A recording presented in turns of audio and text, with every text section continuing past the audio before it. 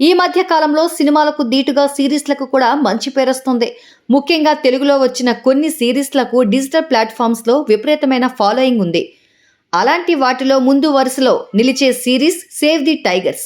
ప్రియదర్శి, అభినవ్ గోమఠం, చైతన్య కృష్ణ, పావని, జోర్దార్ సుజాత, దేవయాని ఈ సిరీస్లో ప్రధాన పాత్రలు పోషించారు.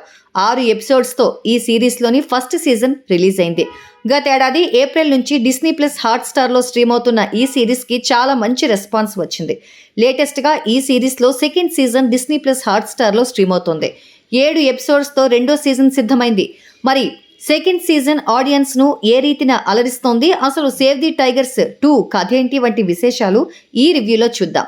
కథ: హీరోయిన్ హంసలేఖ కిడ్నాప్ ఇతివృత్తంతో మొదటి సీజన్ ముగుస్తుంది. అసలు హంసలేఖ ఏమైంది అనే ఇన్వెస్టిగేషన్లో భాగంగా పోలీసులకు ఓ వీడియో దొరుకుతుంది. ఆ వీడియోలో హంసలేఖతో పాటు గంటా రవి, విక్రమ్, రాహుల్ కనిపిస్తారు. దీంతో వాళ్లే హంసలేఖను కిడ్నాప్ చేశారని భావించి వారిని అరెస్ట్ చేస్తారు పోలీసులు. హంసలేఖ ఎక్కడా అని పోలీసులు ముగ్గురిని తమదైన శైలిలో విచారిస్తారు. మరోవైపు హంసలేఖను వీరి ముగ్గురు కిడ్నాప్ చేసి చంపేశారనే వార్తలు టీవీలో ప్రసారమవుతుంటాయి. ఇంతలో హంసలేఖ ఎంట్రీ ఇవ్వడంతో ఆ ముగ్గురిని పోలీసులు వదిలేస్తారు. హంసలేఖ కిడ్నాప్ ఎపిసోడ్ తర్వాత బాగా పాపులారిటీ సంపాదించుకున్న పాల వ్యాపారం చేసే గంటా రవిని కార్పొరేటర్ చేస్తానని లోకల్ ఎమ్మెల్యే మాటిస్తాడు. గేటెడ్ కమ్యూనిటీకి వెళ్లడం కోసం దాచుకున్న డబ్బులను ఆ ఎమ్మెల్యేకి ఇస్తాడు గంటా రవి. మరోవైపు విక్రమ్ తన ఆఫీస్లో కొత్తగా చేరిన హారిక మాయలో పడిపోయాడనే విషయం అతని భార్య రేఖ వరకు వెళ్తుంది. సాఫ్ట్వేర్ జాబ్ మానేసి చాలా కాలంగా సినిమా కథను రాస్తూ కూర్చున్న రాహుల్ ఆ ప్రాజెక్ట్ ఆగిపోవడంతో డేలా పడతాడు. ఈ నేపథ్యంలో తమ భర్తల విషయంలో ఆ భార్యలు ముగ్గురు ఏం చేస్తారు, పర్యవసానంగా ఏం జరుగుతుంది అనేది కథ.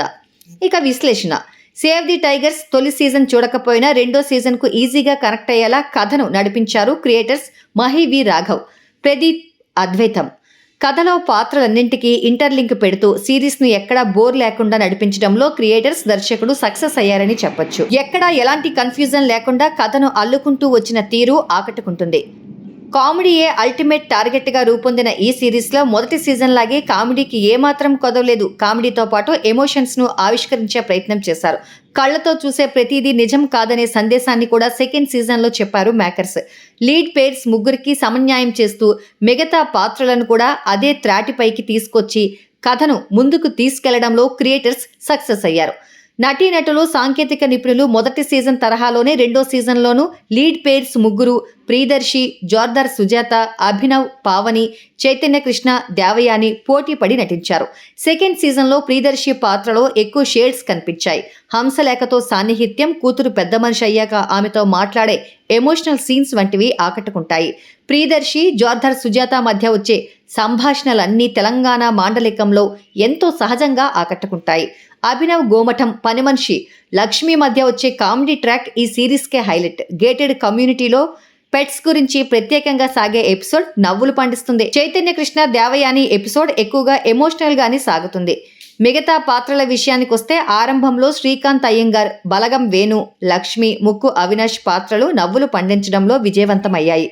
ముగ్గురు హీరోయిన్లకు భర్తల గురించి సందేశాలిచ్చే కీలక పాత్రలో నటీమణి సత్యకృష్ణ సరిగ్గా సరిపోయింది. గంగవ్వ పాత్ర కూడా బాగుంది.